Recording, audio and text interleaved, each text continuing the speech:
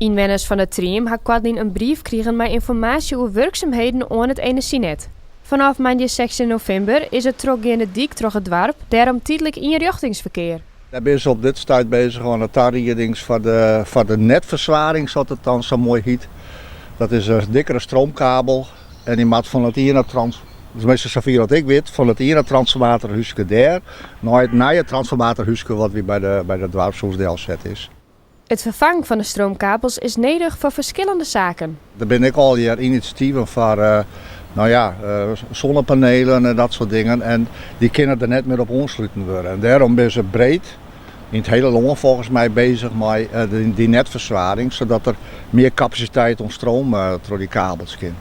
Al goed wil de inwoners ontnota net een soort hinder hebben van het werk aan de dik, zorgen ze wel dat de bermen er net beter op worden. Ik kan al wel zien dat aan de kant van het dik, want we zijn bij de gemeente al, ik geloof wel tollen wie het waande west, om de zijkanten wat te verstevigen met graskaaien of weet ik veel wat.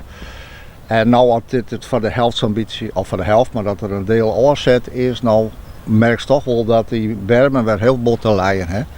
En dat had ik wel een boel ruimte de laatste tijd. En dan heb je er altijd een heleboel, dan wordt het er een grote modderpoel. Verder zullen de dorpsbewoners uit 2 weken nog wel wat vernemen van de aanlist van het nieuwe energienetwerk. We hebben wel een brief gekregen dat op vrijdag 4 december de stroom er een paar uur afgingen kan.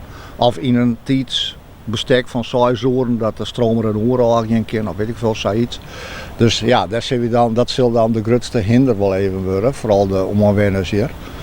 Voor de rest, we zeggen hier, de grote verkeer en de trekkers die daar komen, dat jouwt dan wel wat hinder. Maar ja, iedereen moet zich toch om die inrichting verkeer houden. Dus,